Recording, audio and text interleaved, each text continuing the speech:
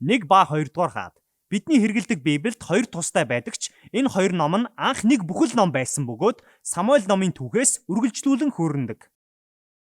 Давид Израилийн овгуудыг нэгтгэн хаан тулс байгуулж, эзэн түүний удмаас нэгэн аврагч хаан хожим ирж бүх үндэснийг захирах эзний хаанчлалыг байгуулах болно гэж Давидэд амласан. Энэ нь Авраамын амлалтыг биелүүлэх ёстой билээ. Хаад ном нь Давидаас хойш төрсэн хаадуудын тухай гардаг боловч тэдгээрийн хэн ч амлалтыг биелүүлээгүй, харин ч Израилийг сүрэлд хүргэсэн байдаг. Энэ ном нь 5 үндсэн хэсэгт хуваагддаг. Мөн эхлэл ба төгсгөл нь Иерусалимийн тухай байдаг. Эхний хэсэгт Соломоны хаанчлал болон сүм байрсан тухай байдаг бол хамгийн төгсгөлд Иерусалимийн сүрэл болон Израильчууд Вавилон цөлөгдсөн тухай гардаг. Энэхүү төгсгөлд хүрэх үйл явдлууд нь 3 бүрдэл хэсэгтэй. Үүнд Израиль улс хэрхэн бие биедээ дайсагнан 2 хэсэг болж хуваагдсан, эзэн Израильчууд болон тэдний хаадуудын цаашдын завхарлыг зогсоох гэж хэрхэн иш үзүүлэгчдийг явуулсан тухай, мөн тэдний гим нүглийн хор оршиг хэрхэн цөлөгт хүргэсэн тухай гардаг. Уг номны эхний 2 бүлэг хөгширч туйлдсан Давид хаан тулсаа хүү Соломондоо шилжүүлж байгаа үйл явдал гардаг. Хүүдээ хаандан хэлсэн Давидын сүүлийн үгс Мосе, Йошуа, Самуэль нарынхтай төстэй. Эзэнтэй байгуулсан гэрэндээ үнэнч байгаарай. Израилийн эзэнт л зөвхөн үнэнч яваарай гэсэн байдаг. Гэхдээ Давидынх арай л хоосон сонсогддог. Учир нь Давид Соломонд хаан тулсыг аваад хэд хэдэн хүнийг улс төрийн зорилгоор алж устгахыг зөвлөдөг. Олигтой эхлэл ав биш. Соломон Израилийг удирдах мэрэгэн ухаан эзнээс гуйж аван түүгэрчүүл барам Израилийн эзэнд зориулан сүм барих гэсэн Давидын мөрөөдлийг ч гүйцээдэг. Энэ хэсэг үйл явдал түр зогсож сүмийн төлөвлөлтийг нарийн дүрсэлсэн байдаг. Яг л тоороод ирэх майхан сүмийн дүрслэлтэй ижил, алт эрдэнэс, тэнгэр элчүүдийн дүрс, жимсний мод зэрэг Эден цэцэрлэгийг дүрсэлсэн зүйлсийг дурддаг. Энэ нь дэлхий дээрх юр бусын улс эзний орших газар мэт байсан юм а. Гэвч Соломон сүмийг барьж дуусаад удалгүй гай тарьсан сонголтууд хийдэг. Ийхүү хаан тулсан норж эхлэв. Тэр дипломат харьцаагаа бодон бусад хаадын охидтой гэрлэж бүр хэдэн зуугаар нь шүү. Тэдний бурхан шүтээнүүдийг хүлээн аваа зогсохгүй Израильчуудад танилцуулж сурталчилж байв. Асар их хэмжээний баялаг цуглуулж, цэрэг хурааж олон барилга байгууламжаа боолуудаар бариулж байв. Дэд хууль номын 17 дугаар бүлэг дээрх Израиль хаадуудад өгсөн эзний зааварчилгааг харвал Соломон тэр бүхнийг зөрчсөн.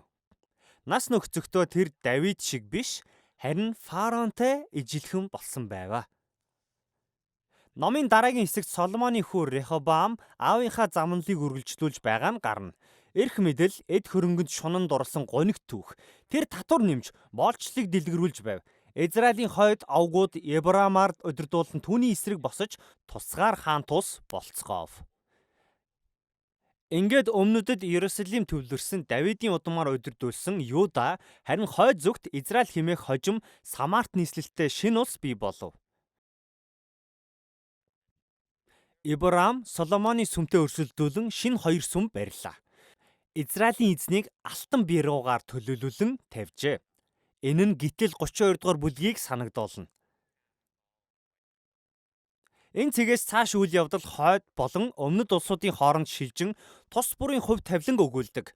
Тус бүрдээ 20 хаадууд төрсөн бөгөөд зохиогч тэдний хаанчлалыг цөөн хэдэн шалгуураар дүгнсэн байдаг. Тэд зөвхөн Израилийн мөнхийн эзнийг хүндэлсэн үү? Эсвэл өөр бурхтад бас мөрөгдөг байсан уу? Израилийг хурам шүтээнүүдээс салгасан уу? Мөн Давид шиг гэрээнд үнэнч байсан уу? Эсвэл ёс зүйгүй шудраг бус байсан уу? Энэ шалгуураас үзвэл хойд хаан тулсад нэг ч сайн хаан байхгүй. Харин өмнөд Юдад 8хан хаан л эерэг дүгнэлт авдаг. Энэ нь уг номын нэг чухал зорилгыг тодруулдаг. Израилийн түүхэнд түлхүүр хүмүүс болсон иш үзүүлэгчдийн үүрэг. Библиэд иш үзүүлэгчид нь мэрэгч төлөгчд байгаагүй, харин Израилийн эзэн бурхны үгийг дамжуулагчид, гэрээний биелэлтийг хянагчид байв. Тэд хаад болон ард түмнийг хоором шүтэн шүтэх, шудраг бус үйл явдал түгэх үед илчлэн буруушаадаг. Израильчуудад Тоорагийн хуулийг сахин, бусад үндэстнүүдэд гэрэл болж байх ёстой дуудлагыг нь сануулдаг. Гэмээс иргэн эзнээ дагахад уриалдаг байв. Номын үндсэн хэсэгт эзэн хаан болгонд иш үзүүлэгчид томилон явуулдаг байв. Тэднээс хамгийн нөлөөтэй нь хойд Израилийн Элия болон Элиша хоёр юм. Элия нь цөлд амьдардаг, нэлээд зэрлэг тал руугаа иш үзүүлэгч байв. Түүний гол дайсан нь Ахаб хаан болон хатан Изебел байв. Тэд Ханаа нутгийн Баал шүтээнийг Израильчуудад танилцуулсан. Олонний мэдэх болсон энэ түүхэнд Элия Баалын 450 тахилчдыг тэмцэл дуудан аль бурхан нь үнэн болохыг үзье гэдэг. Тэгээд тэд тус бүрдээ тахилын ширээ засаад өөрсдийн бурхаддаа залбирав. Гэтэл зөвхөн Израилийн бурхан л гал булган хариу өгсөн байдаг. Үүний дараа Ахаб хаан их мэдлээ ашиглан нэгэн Израиль тариачинг алж усан үзмийн цэцэрлэгийг нь дээримдэв. Элия түүний шудраг бус байдлыг мөн л буруутхан түүний гэр бүлийн сүрлийг зөгөндөг. Элия Илиша хэмээх залуу дагалдагчдаа өөрийн иш үзүүлэгчийн байр сууриа шилжүүлв. Харин Элиша эзнээс Элигаас 2 дахин илүү эрх мэдэл тусалгааг хүсдэг. Хамгийн гайхамшигтай нь зохиогч Элигийн хийсэн гайхамшигаас 7-г дурддаг боловч Элишагийн хийсэн гайхамшигын 14-ийг дурдсан байдаг. Энэ хоёр иш үзүүлэгчид хоёулаа сайн хүмүүс байсан бөгөөд Израилийн хаадын мухар сүсэг, шудраг бус байдлыг буруутгаж байв. Харамсалтай нь Израилийг энэ ялзарлаас нь буцааж чадаагүй юм а. Номын дараагийн хэсэгт хойд Израилийг донслогон Ахабын гэр бүлийг устгасан Еху гэдэг хааны түүх гардаг. Хэдий эхэндээ ертөнцийн эзний хүчээр өргөгдсөн ч түүний үйлдэлсэн аллах хүчирхийлэл нь хэрээс хэтрэн улс төрийн цуврал аллах болж хувирдаг. Израиль улс тэр бүхнээс хизээч эргэж сэхээгүй. Ехугийн араас бослог үл тасран гарч ирсэн хаад бүр мухар сүсэгт идэгдэн шудраг бусыг түгээсээр эцэстээ 2 дугаар хаадын 17 дугаар бүлэгт хүрдэг. Харгас хэрцгий Ассир улс довтлон ирж хойд Израилийг эзлэв.